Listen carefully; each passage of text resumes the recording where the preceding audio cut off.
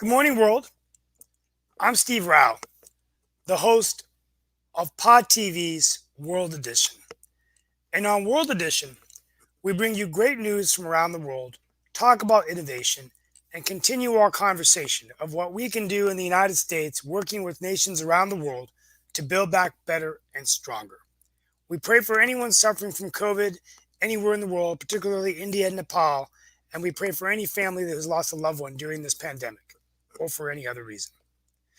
Today, we're going to continue our discussion of Israel, other events going on in the world, but I wanted to bring up a topic I think that would be a great topic for us to talk about on World Edition, um, and and that is the labor shortage. I've got to mention to you that watching too, I'm the host, Steve Rao, if I forgot to mention my name. I have a migraine headache today, but welcome to the show. So, just last week, the jobs report was very dismal in the United States. We had only 260,000 new jobs created, and the economists had predicted about a million jobs.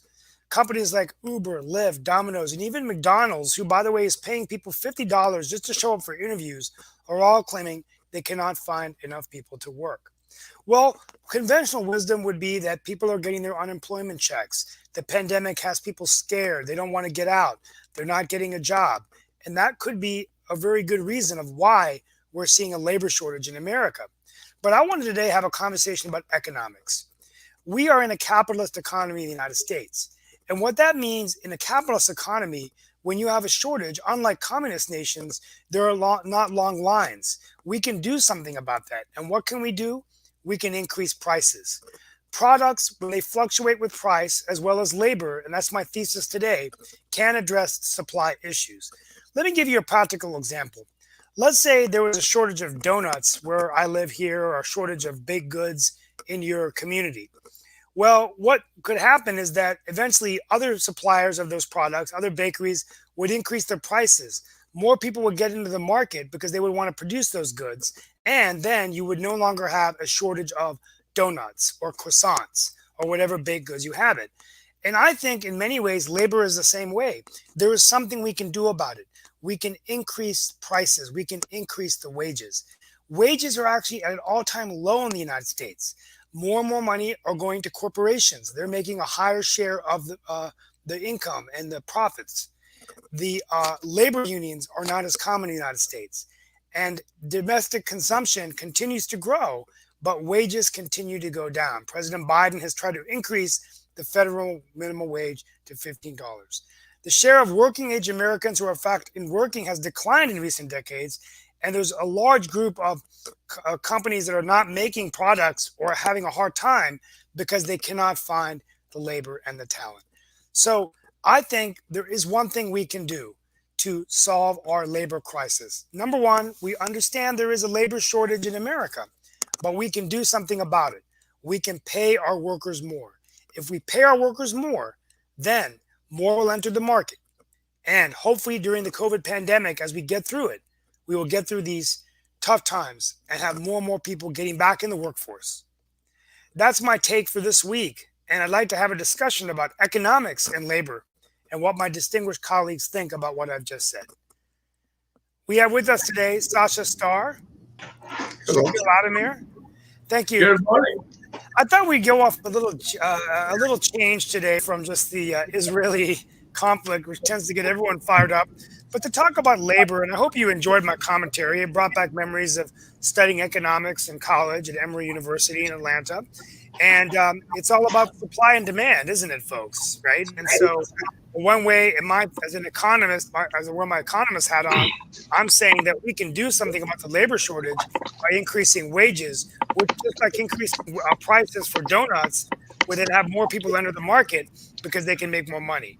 What are you thinking about Steve Rao, the economist, today? Am I totally off here, or am I onto something? Sasha Starr, we'll start with you. Um, that's really funny, Steve. If there is indeed situations that you just described, and I think you're right, it's happening almost daily now, and job reports and everything else. So, regardless how much we're going to discuss this topic, the issue is very simple. If there's a business and it needs workers, so if he cannot find the workers, because he is against increasing their pay or many whatever other reasons. What's going to happen is he's going to close the doors and close his business, most likely. Okay, so in order to avoid that, he will have to pay higher wages. Okay, so this way he will be able to hire more workers and possibly sustain his business and maybe be successful at the end of the day. Okay, so our discussions cannot contribute anything to any way to any business whatsoever. Yeah, I mean, well, Shaquille, what are your thoughts from a I'm going to need a minute. I'm sorry. Can we go to Nick first? Nick? What are your thoughts about labor shortages? There's no labor shortage. You don't you think? know, what we're doing is the It's an thing is, illusion. It's an illusion. it is an absolute illusion. What you're doing is Yeah. you're paying people huge amounts of unemployment. So if my choice is I can make, $3,000 a month sitting in my butt here in North Carolina, or I go to work and I make 2,000 a month at McDonald's, I'm going to stay home. I mean, there's no labor shortage. As soon as they cut those unemployment checks, people will go back to work. Another Nick, reason there's not say that. unemployment. You're a Democrat. You can't say What? things like that. You can't come up with questions. Well, the thing is, see, get that Shaquille back on here, buddy. See, the thing is, I am a nonpartisan basher. I bash both sides. Okay. What this also demonstrates, Steve, is the abject failure of the capitalistic system. That is, and this is just another example, and the abject failure of our education system. See, people think, well, if I'll go in the restaurant business because it's easy, not a lot of work. Baloney. What they need to do is get into Shaquille's business, money management. But let me tell you something. Hey, Shaquille, it's a good business. Come on, guy. Come on. I'm in that industry and I'm an attorney. I'm not stupid. Okay, If I earn more than you. but let me tell you the failure, Steve. Nobody teaches that. Now, Shaquille pulled himself from the bootstraps because he's an insane guy and he got interested in it. And what a right decision that was for him. He went in the right direction. And he didn't go through the traditional education system. If you get outside the traditional education system and you really learn financial services, then you won't want to go to work for McDonald's at a minimum wage. And here's another justification. You got everybody here on Economics Monday on your TV show. You got Sasha. Sasha's playing the piano. Sasha's trying to struggle a living playing the piano, chess, which is a horrible way. Then he discovers money management. Easy way, not easy, but come on, Sasha. It's a great way to make money, but you manage your own portfolio. And we train people how to do it.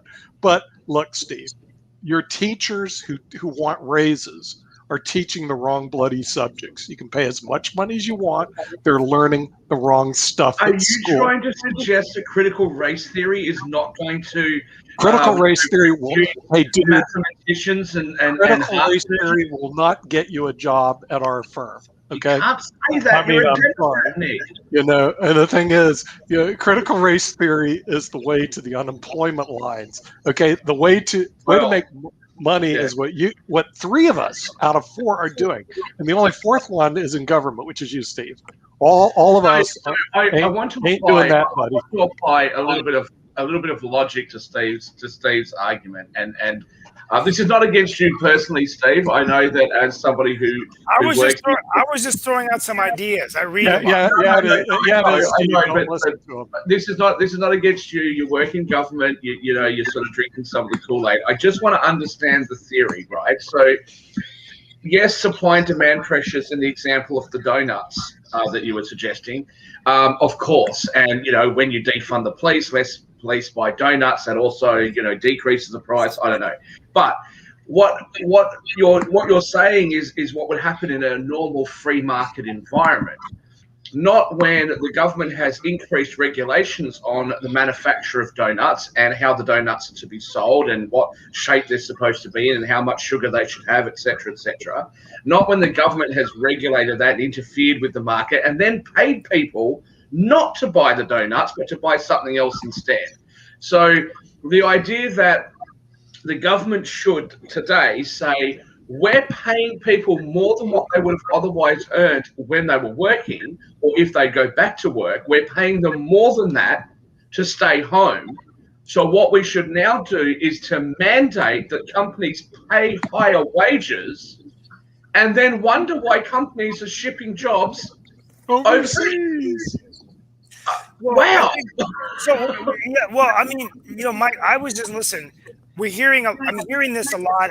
So there are different factors in looking at the labor shortage. One factor is the fact, like Nick Pauliva said, that people are not going to work because they're sitting on their unemployment checks, which could be very well. And we're in the middle of a pandemic. The second reason, which I didn't really talk about, when you're looking at when we've had this conversation in the show, we can't train enough people to do the jobs. Many of them, they're new jobs in the tech area, like cybersecurity, robotics, artificial intelligence, machine learning.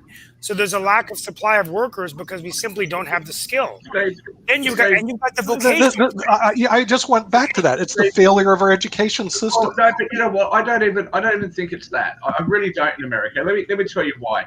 A few weeks ago, I mentioned on here that I was more likely, if I was to do business in the United States, one of the most likely states that I would do it in is Georgia, because Georgia was very aggressive with trying to attract businesses around the country and also trying to attract international businesses there. And I thought that they did a really good job. Now, the second state that I know pretty well would be North Carolina and California. And you guys have mentioned that California, you would go to California. No, I said they're leaving California. That's not what I said. I said the other states that I know very well are North Carolina and California. They're the states that I spend the most amount of my time in.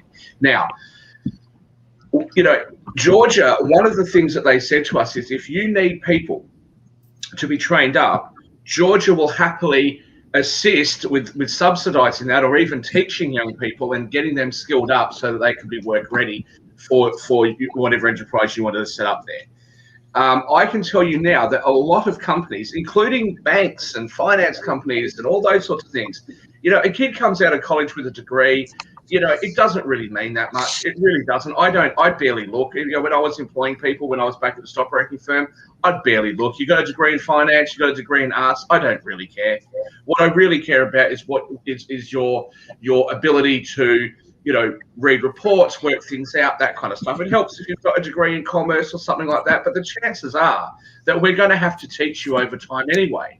A lot of professional jobs require that. Now, Nick, you're a lawyer. I know that you can't answer the question. You're not allowed to probably because you have to give up your freedom of speech to be a lawyer. But you're a lawyer, Steve. You're a lawyer. Do you really need to have a law degree? In the UK, you actually don't. You can do like a transition course, and there's all these different pathways to become qualified to be licensed to practice law. There's a lot of things that could be taught on the job. Being an accountant was something that was taught on the job. All throughout history, we've had that. So I think it's very easy to see companies that are looking for employees that would actually train those employees up with the skills that they need. So I don't just think it's a failure of education or anything like that. I think it's a failure of government regulation. And I've scared away the only government person that was on. Steve, come back. You absolutely did. I've got a quick question for you. And that's actually, it sounds, Shaquille, like you are backing something that has been something that some friends of mine have been talking about for a while. They would love to see more vocational training and more things along those lines. So it sounds to me like you would love here in the United States and around the world for there to be more apprenticeship programs. And I'm actually with you on that because I think that a lot of the skills, including, I hate to tell you this, Nick, even lawyers can probably, a lot of that knowledge can be gotten if they were trained even under an apprenticeship and all of that. So definitely I see where Shaquille is coming from. But I just recently had a conversation with some friends of mine, new friends, in the filmmaking community. Because Nick, I don't know if you know this, but I just recently joined Clubhouse. It's that lovely app. And so I've been having some great conversations with some entrepreneurs and other people, trying to get them to see what they can do to help this lovely network of ours and everything. So I am pitching Pod TV just about every time that I go on to a Clubhouse room and all of that. So, giving them a constant knowledge of what we've got going on here. But one of the filmmakers was talking about the reason that Georgia is doing so much better in filmmaking versus us is because, we used to give these great tax credits to people that would come and do films and all of that. We then, at some point or another, I don't know whether it was a Republican or Democrat governor, I just don't remember, but whoever it was, they decided to get rid of that. And that's why instead of competing for, I think we were as high as third or fourth behind New York and California. And now we're lucky if we're seventh or eighth. And we might even be further down than that because there are people like Georgia, Louisiana, and a number of others that are given great breaks and everything. So my two questions to everybody on the panel is, should we be doing more apprenticeships? And should North Carolina get off of this whole anti-tax credit thing? Because I think that the tax credits is what killed at least one industry, and it might even be killing some others as well. Well, I think absolutely that we need to have. I'll just take the first stab at it, even though I'm the host of the show. I think we need more apprenticeships, more internships, more opportunities for folks to come in and train, even in the vocational trades. Let's not forget that plumbers can make more money than many of us to go to college. I mean, there's a shortage of plumbers and people in vocational trades or advanced manufacturing. A high school kid I met in Morrisville who makes $100,000 a year working at a German manufacturing company because he took an apprenticeship through the community college system, learning how to operate the software that controls the robots. It's a robotic manufacturing facility. So yes, Mark, I think it's critically important for our country to focus on apprenticeships and internships. And like Nick P.O.D said, we have to reinvent the educational system. And that's being lost in the conversation. So I didn't bring that in today because I didn't want my monologue to go too long. I was just bringing it up from an economics perspective. Is it also a supply and demand issue? Sasha, what is your take on apprenticeships? Well, I think the man number one to be consulted is Donald Trump. He knows a thing or two about apprentice and probably apprenticeship as well. I think basically, in my opinion, a majority of all work in the United States of America and probably elsewhere are jobs that have to be with a normal level of education, let's say a high school diploma. So anybody can move in being properly trained and assume most of the jobs, I mean, in a matter of a few weeks. It's not like you're coming on a job and you're required to play a violin, a Paganini concerto. No, that's not going to happen to you because you'll never ask for that type of job and you'll never even think about how to do this job. There's no possibility. But to do jobs at McDonald's, I think you should be able to do it. And most of the jobs in America will be in service industries anyway. And any guy or girl who has high school diploma and normal social aptitude should be able to do the job. What's the big deal? Fantastic. I mean, Can I just say, please, Shaquille, please, floor is yours. I've said this before on the show, Mark. Like, to me, there is just a real unfairness, and I'm not going to talk about America here. I'm going to talk about outside America, for example, one of the countries that I'm a citizen of, Australia, where we subsidise higher education, college, university, tertiary level education. We subsidise that. It's not free, but it is subsidised and it's paid back through a HEX system or a fee help system where it's paid back by the person paying a little bit more in taxes each year until they've paid it back. And I'm not sure exactly how it's funded in the United States. I know you've got student loans and things like that.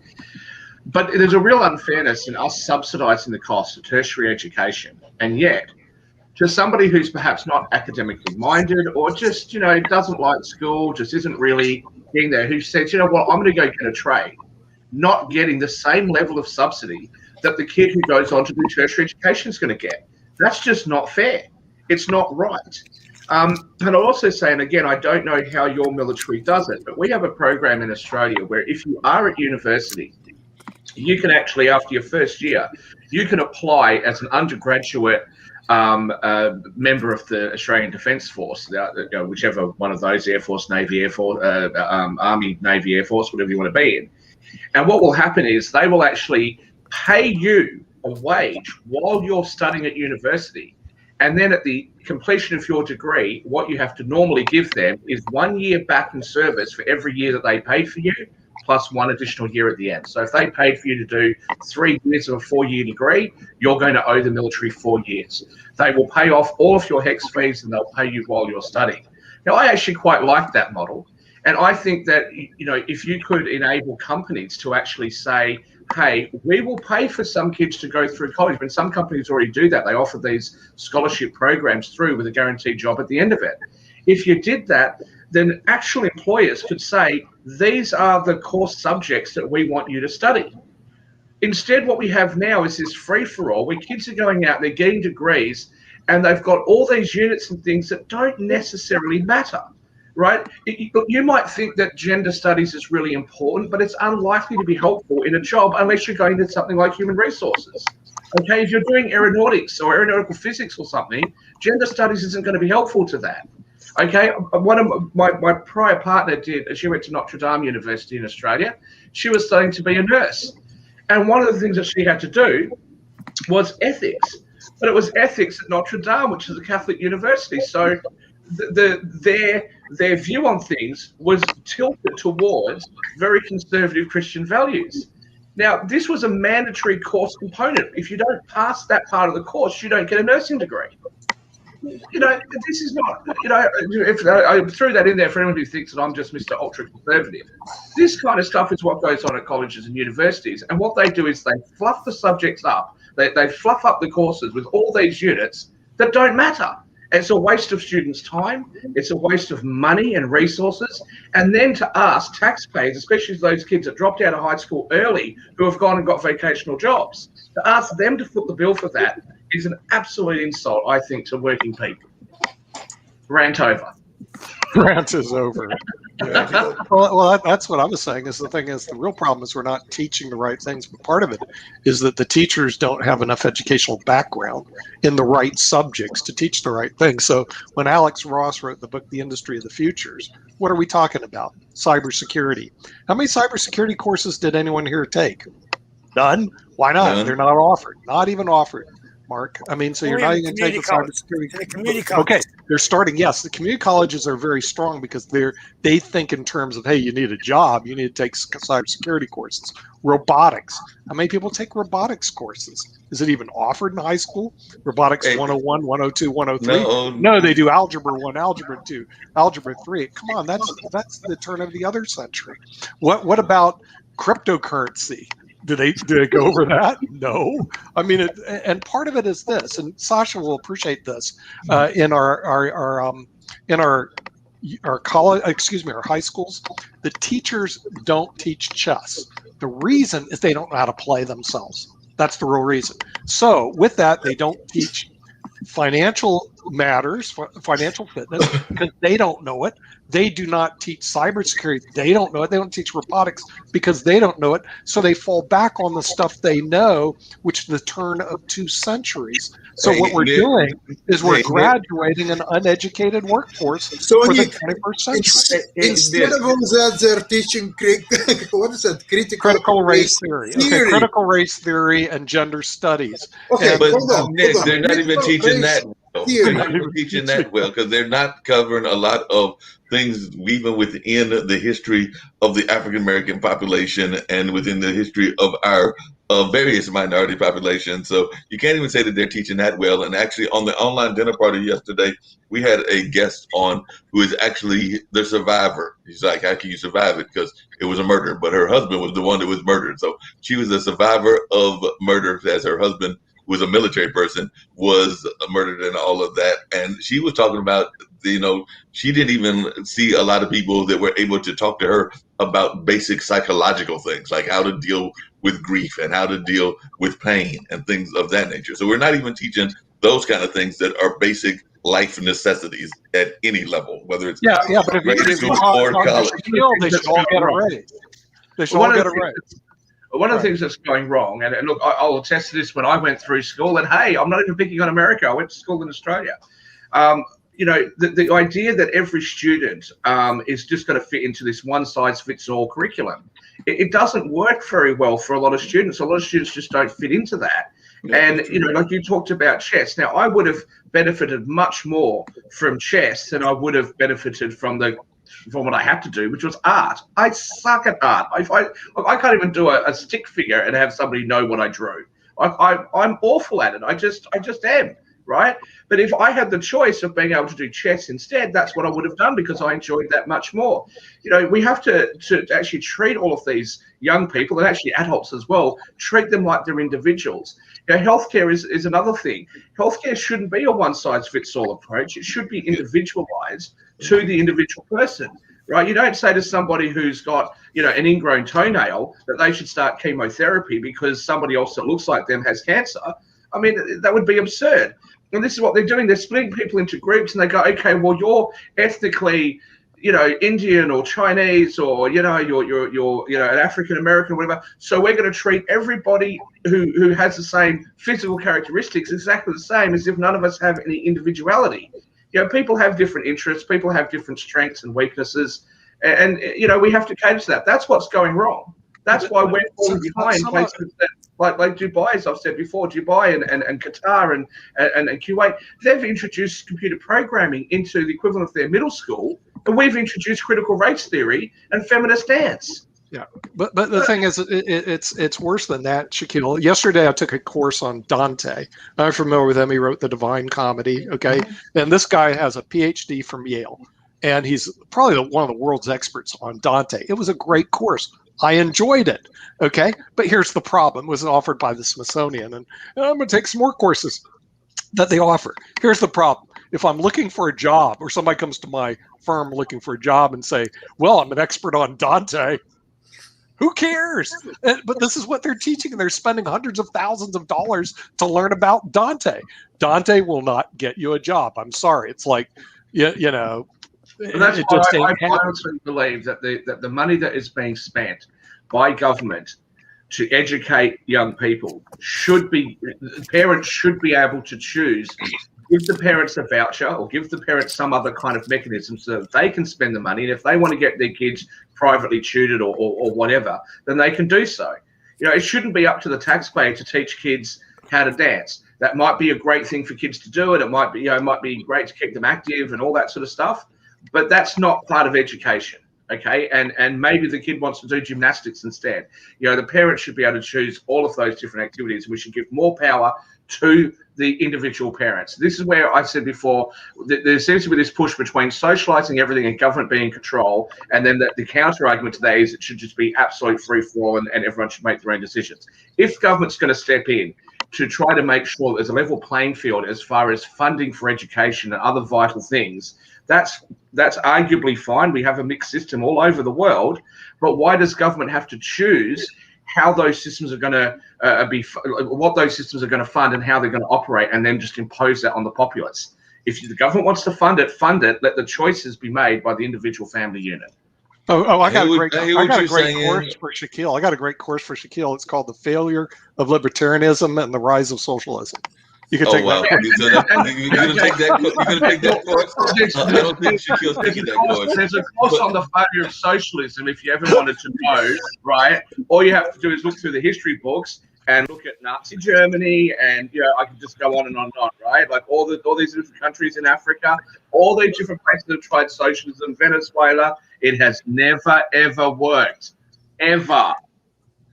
Hey, I will say this though, and you just made this statement about dance courses and things of that nature and the arts. So actually, there have been studies that have been out there that do make the argument, and I think it's a known argument and a well-documented argument, that some of those folks that have studied arts and studied creativity and everything are some of our better critical thinkers. So I'm not going to say that we need to totally eliminate the arts in terms of education, because actually there have been a number of studies, and I could probably pull some up, that have talked about how those that learn some of those things, whether it's dance, whether it's music, whether it's a number of other things, are better critical thinkers. Mark, that's fine, but some parents might say, my child doesn't want to learn how to paint a picture, like my parents would have said about me. If I had to do, which I did go through school, if I have to do art, there's just no point. I don't like it. I'm not good at it. I don't enjoy it.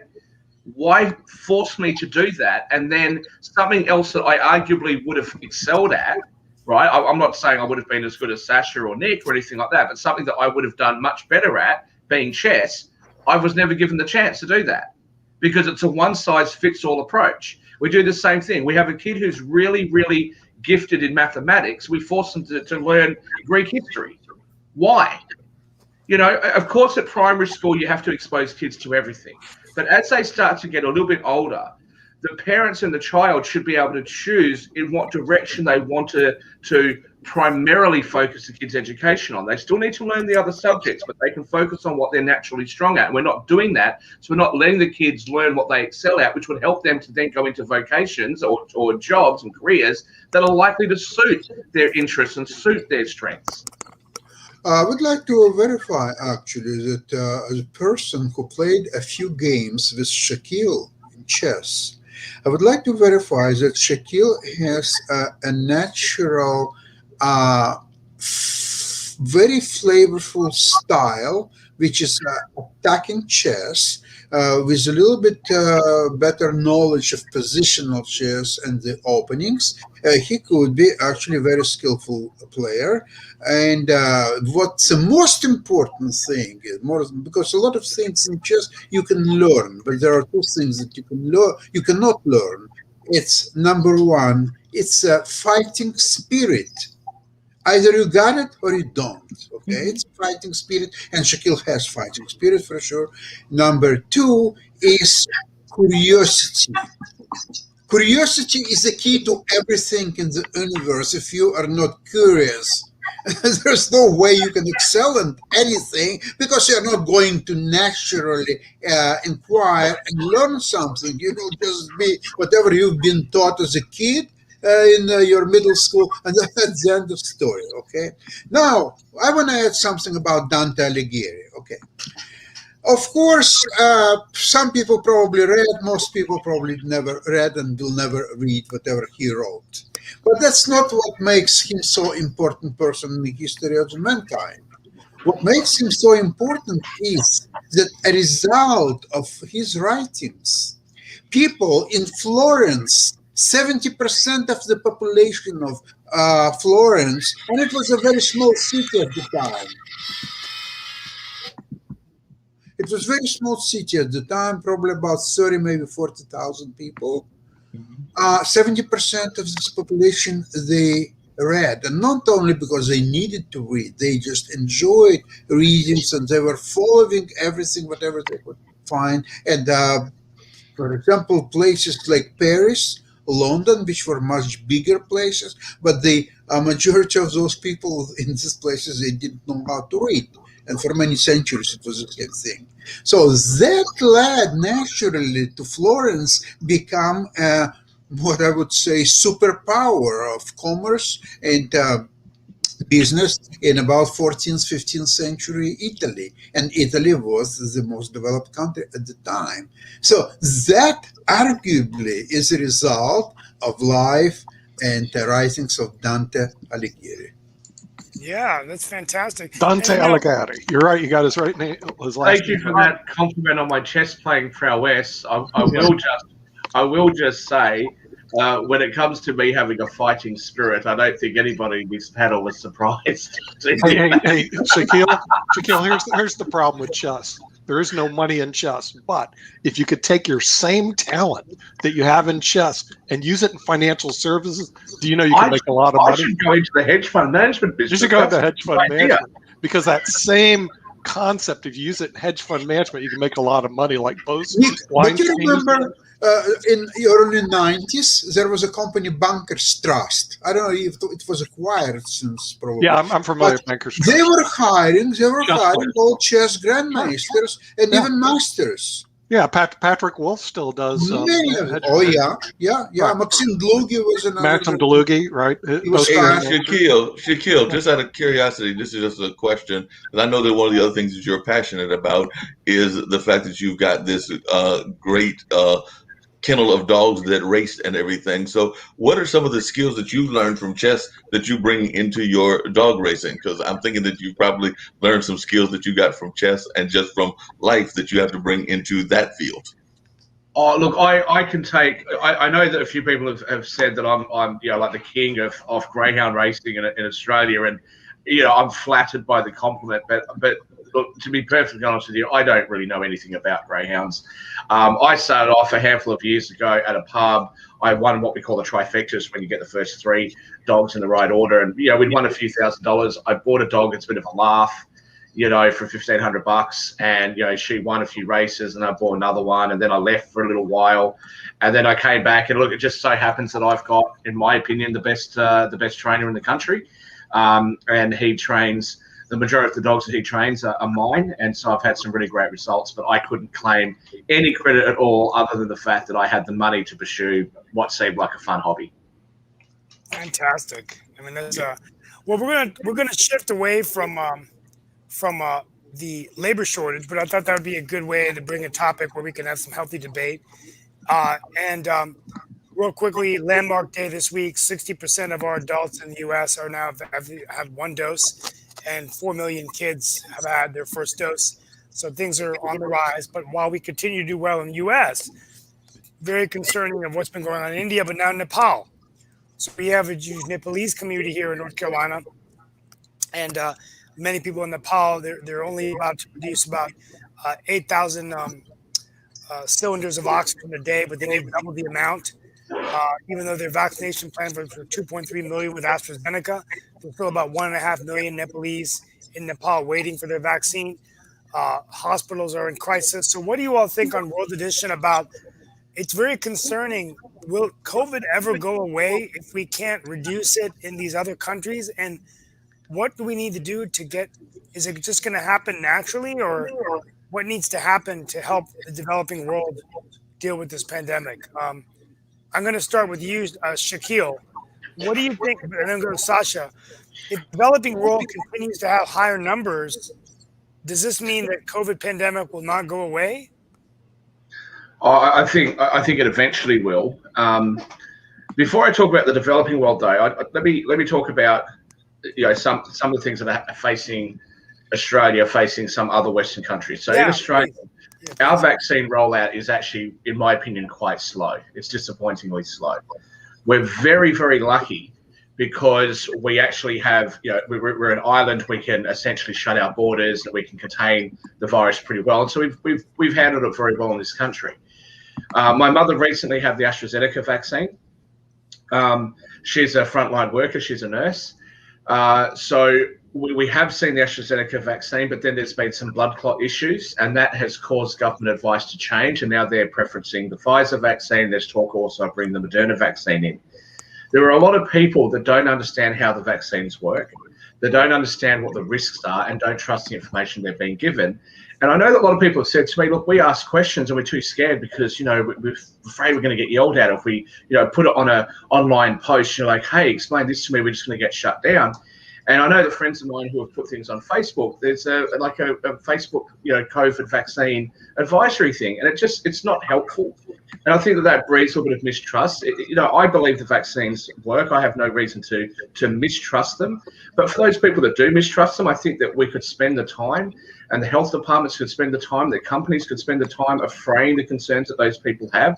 That would increase numbers in countries that have the vaccine like yours. And I think it would speed up the rollout in countries like Australia when we eventually do get the vaccines here.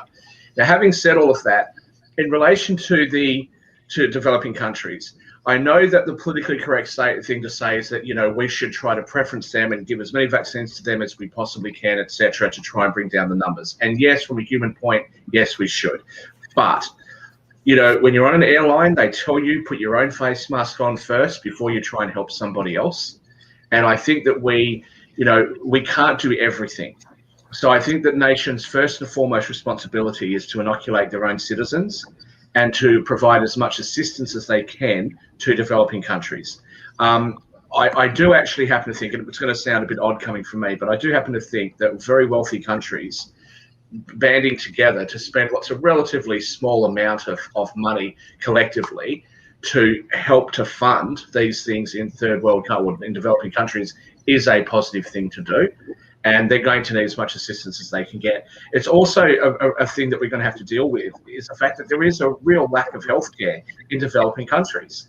And so actually, it's not just about them getting the vaccines in the country, it's actually about getting those vaccines into people's arms. And so I think that that's going to be important challenges to face. Okay, fantastic. And also, Sasha, what is your thought about I mean, one idea I'll throw out there is President Biden did indicate yesterday that he plans to supply over the next 6 months about 20 million doses of the vaccine to other nations. But my first question, Sasha, is are you concerned that, well, I think should come at a good point, inoculating citizens more rapidly, but how do we do that in these developing countries? It's not, looks like it's not getting any better. Wait a sec. When Biden says that he will supply 20 million shots, is he going to supply also distribution and storage facilities? It didn't really How can say. you do that without sophisticated facilities for storage and distribution, transportation? How are you going to do that? You can send 100 million vaccines and they will just stay there and eventually you will throw them in garbage. Unless you solve the distribution, transportation systems, how to carry out this. So until all that will be resolved, I really don't see much value in this 20 whatever million vaccines that he's going to offer.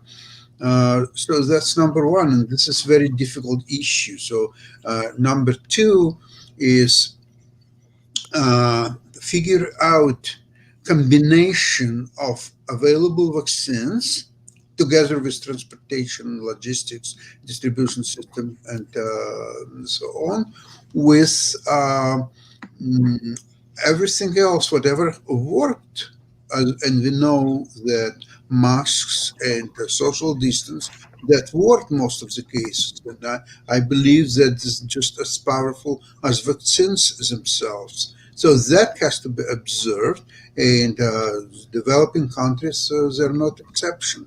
They have to just adhere to all this thing. Okay. Yeah, I Mark Lee. Before we, yeah, well, that's a great point. I mean, I think that's a great thing to ask, Sasha. Is are we, how, what is the plan of distribution? And we've done a good job of that in the United States. Storage facilities, distribution. How would that work? Maybe that's how we work together with different nations teaming up, so we can help India getting people on the ground to provide shots, but also storage facilities. Mark, what are your thoughts about? Are you concerned about COVID sticking around longer because we have such an international community in North Carolina that folks are going to be, well, how do I travel? People coming in and out. Are they going to be carrying the virus, and are these mutations going to continue for a long time? I mean, I'm concerned about a couple of things. One, definitely, I mean, I'm hopeful that the pandemic is in its waning days. You know, the last one, the Spanish flu, lasted for about 2.5 years, and I think we're like about a year and 2/3 on this one, or about a year and a half. So hopefully we're heading out of it. But definitely, I'm concerned about what's going on around the world and around the globe as well, because there are areas that are not getting any doses, and they are definitely still having high rates and all of that. And then, of course, we're seeing what's happening in India and other places. I actually am going to try to get in touch sometime in the next day or two with a good friend of mine who was dealing with a issue that has been out there even longer than this particular virus, and that's malaria. Because I've got a friend that's in one of the African nations, and he actually has been a leader in research in that and trying to help that be alleviated in his homeland. So definitely, I'm going to get in touch with Buna India and see if what some of his concerns are, because there's definitely things that have been out there for a number of years, just like we talked about how it's impacted some of our U.S. health. There are even other ailments and other diseases that have impacted these countries even before the pandemic. So, they're sometimes facing double threats. So it might be the threat of malaria in addition to the pandemic, or the threat of, in some of the countries, AIDS is still high, so it might be the threat of AIDS in addition to the pandemic. So definitely, we need to work on a global health agenda of some sort, and global ways of trying to make the whole of the population, the world population, that is, as um, having good health, or as much good health as we can. So definitely, I'm not saying that we have to be the world policemen or the world doctors in that sense, but we are in a global community. So I would hope that we would help them develop their infrastructures to work on these issues. And I know that that's something that my friend Buna was doing even before the pandemic, relating around malaria. Right. I mean, it's well, we have a 15 more minutes left. Let's so in terms of Israel, we're not going to solve the problem today, but it does look like they're getting close to a ceasefire. Israeli strikes continue. I think this is the first test of the Biden presidency in terms of foreign policy. Sasha, do you think we'll see an agreement soon and ceasefire in Israel-Gaza Strip? Yeah, you're absolutely right. It's a very difficult issue, and see, the thing is that to have agreement is one thing. To have a ceasefire and a real one is a different thing. For a ceasefire, two things are required. It requires that the rockets would be stopped for hitting Israeli targets, and Israel will stop hitting Hamas targets. How can you do that simultaneously at the very second? Okay, you stop and you stop. Okay, it's possible. See, the problem is that each side is absolutely convinced, beyond any doubt, that whatever they're doing is the right way to do. And here, I found difficulties to see why wouldn't Hamas stop sending these rockets? Because if they would have a very high moral ground to say that, well, look, we stopped any rockets that are no longer being flying. So why Israeli continues their attacks? And I think a lot of people would be very sympathetic with that. Shaquille, you think we're getting close to a ceasefire? And Look, I have no idea. I mean, I could really only repeat what I said yesterday. I hope that there's peace able to be in that area. It's been benighted for such a long period of time, and there are historical monuments there and things of real significance to the Abrahamic religions in Palestine and in Israel. So, it is of international importance, and I really do hope there's some peace. I'd rather answer a different question, which was Mark's question before about North Carolina's tax credits. I don't know enough about North Carolina, but what I will say is if tax credits work to attract businesses, then why not just lower taxes in the first place for everybody? And if you don't want to do that as a state, why not give the tax credits to small businesses? Because collectively they employ just as many people as some of those big companies like Apple that you've put into North Carolina at the moment. that's a good point. We did. We're going to try to bring Governor McCrory on the show. He's running for the U.S. Senate, but when he was governor of North Carolina, he was the 74th governor of North Carolina before Roy Cooper. They did lower the corporate tax rates, and I'm not sure whether they've increased since then, but that has been some talk in our state about lowering taxes to compete with our neighboring states like Georgia, South Carolina, Virginia. And it's not just about lowering taxes, though, Steve. If you're going to give companies a credit for setting up in North Carolina, why not just give any company that wants to set up in North Carolina the same treatments? Why is it only some companies that get that treatment? Yeah. Right. And I guess the thing that I was bringing, up. Just one second. I've said before that there are situations in the tax code and in state tax codes in America that would allow me as a foreigner to get a benefit that would be able to, that I could start up a business in America and get the profits out of that business in a way that an American couldn't. So you're actually got situations where foreigners have got an advantage over local Americans, and that's just not right. That shouldn't be how it is. No, I hear what you're saying, Shaquille. And what I was saying was that in the reason that the film industry migrated to Georgia and migrated to Florida and some of those other states was because of the fact that we stopped our tax credits and they actually offered some of those tax credits. So That's the reason that the industries moved and everything. And I can't blame them as one who's actually got friends in the filmmaking industry. I mean, I would definitely go to where I'm going to get the best deals and everything of that nature. That same logic applies. If every company was able to get the same benefits in a particular area, no company would have an advantage over another one. I don't see very many companies moving from the United Arab Emirates to America. I don't see many companies moving from Ireland or from Guernsey or from Gibraltar or the Caribbean islands to America. It seems to be the other way around. Wonder Yeah. why. But see what then they also do, Shaquille, is they sell their tax credits. And see, this is how they finance the movies. The sharp operators, they finance their movie through selling tax credits. So basically they have nothing in the deal or very little cash in the deal, because they get individual investors in Georgia that need tax deductions. They buy tax credits. Same with your friend Elon Musk. That's how he's staying afloat at Tesla.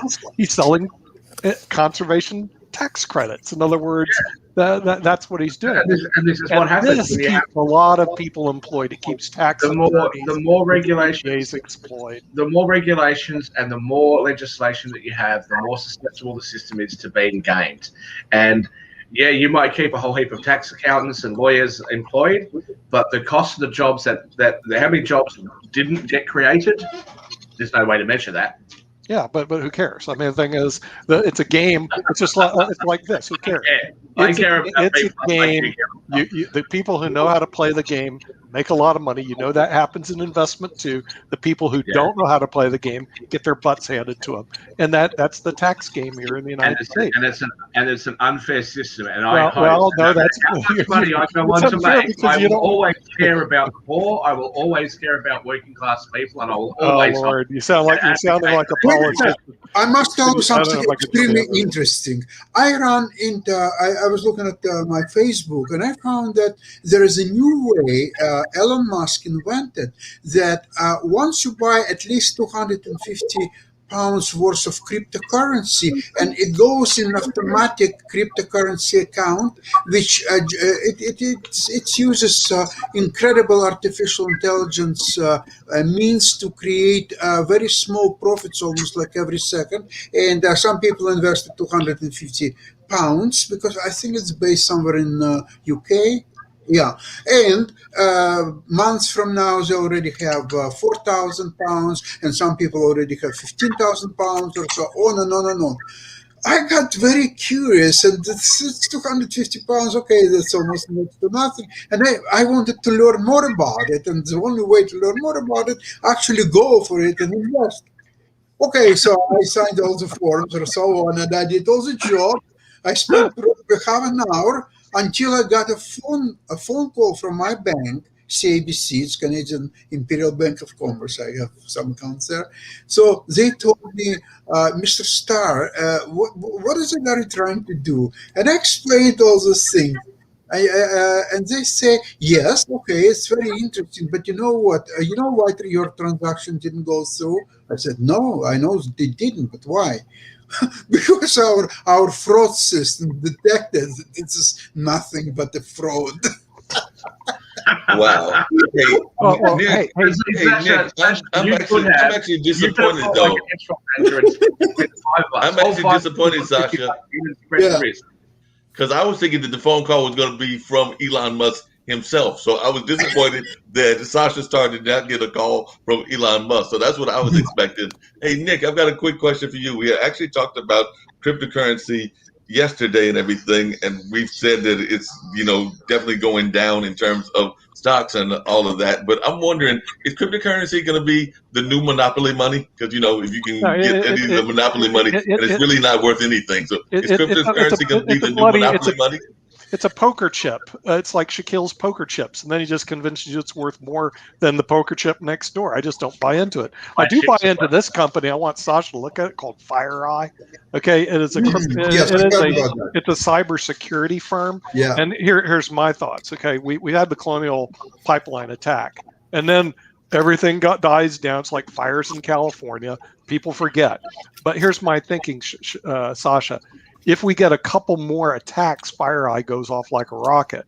All right. And I'm always trying to find out the stock that's going to go off like a rocket. I don't like buying things once they have their, like Zoom. Once it's already zoomed up, I'm not interested. I want to buy it when it's low.